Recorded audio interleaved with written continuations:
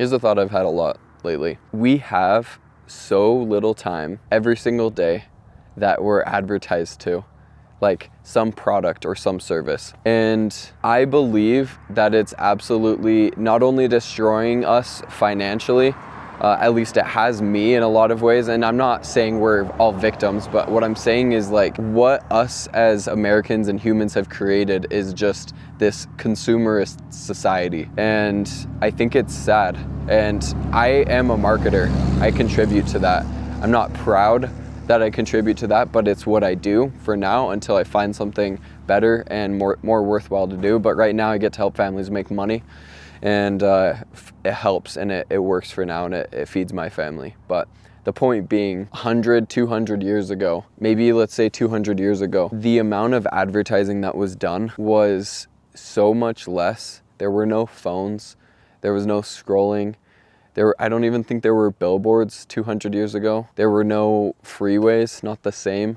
There were, products, and there have always been services, but the advertising has never been like this. And the more that I learn about the way that humans work, the more that I feel like the reality is that it's probably really, really messing with our nervous system, and it's absolutely destroying so many people's lives financially. I almost feel like a large portion of humanity was not meant to be advertised this much in this way, especially because advertising and marketing basically has always been very psychological, but it's becoming more psychological because people are becoming more wary and they're becoming more aware. But the only problem is there's so many people that get taken all the time and that sign up for credit cards that don't understand the consequences. I have been one of those people that signed up for a credit card, 5, 6 credit cards, loans, and I don't know what it was in my brain, but I didn't quite realize how easy it is to stack up purchases to the point where you can't even pay them all off. And it felt like the system had taken me. That's not the case. I'm not a victim. I made choices, but I definitely know there's a lot of manipulation that goes on in marketing and advertising. And I don't think it's healthy for us. The solution, I don't know if there is a perfect solution. I don't think there's necessarily a way to get out of it.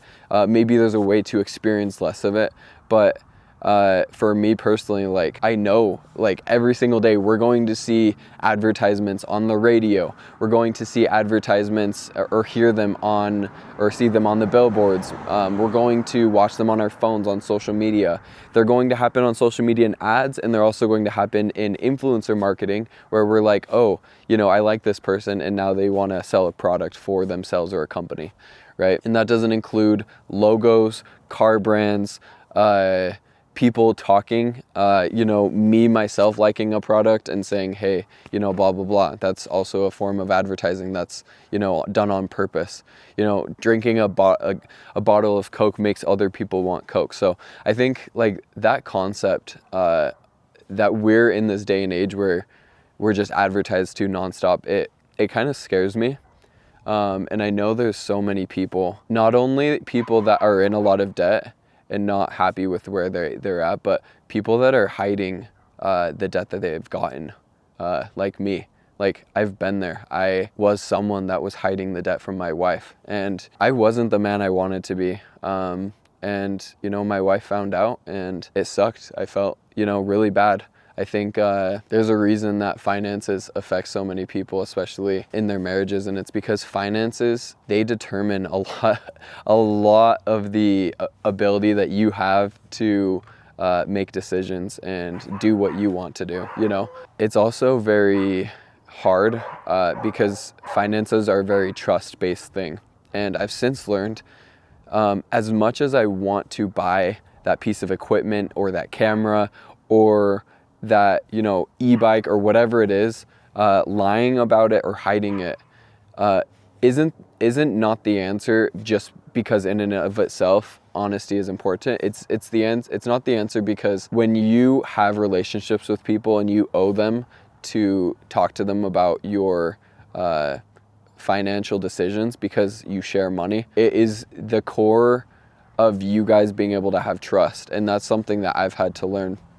And I think more and more, call me out if I'm wrong, but I feel like advertising is starting to take this turn where they're almost kind of wanting you to not communicate.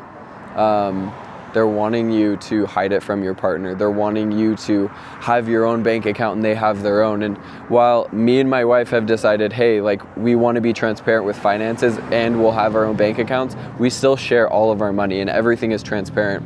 And in fact, I've even gotten to the point where I'm writing down every single transaction that goes through. And that was a decision I made because the biggest problem that I've had building a business hasn't been me knowing how to close deals, hasn't been me knowing how to deliver on the service, hasn't been me, figuring out what I want to do.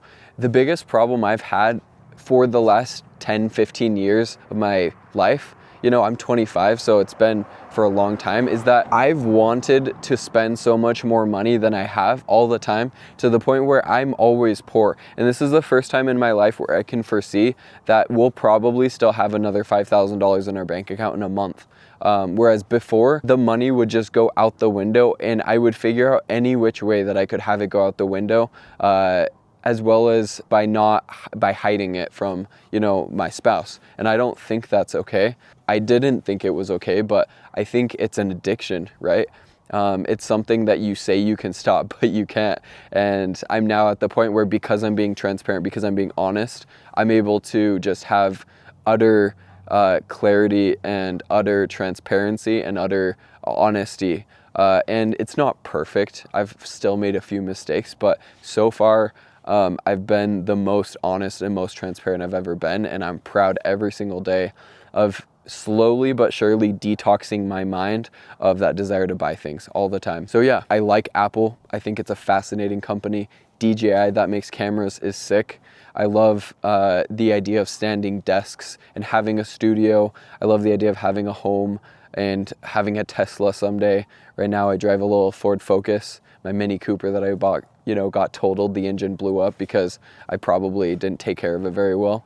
But all of that said, I really hope that as I'm growing a business and as I'm becoming a better father and a better husband and a better man of God, that I can be a better steward over what I'm given, because at the end of the day, God is helping me, get each dime that I collect, each penny. That's all by God's help. And I hope that I can make way more than I need so that I can be able to share with others and I can be able to spend my time more in ways that are more focused on others and less focused on just me surviving. So yeah, those are my thoughts. Thanks for taking the time to listen today. I have 80 days left to either make $25K a month in my business, my marketing agency, or close the doors and get a job. That's what I told my wife. It's now been 2 days since the 82 days, so we're at 80 days left. Thanks for watching today.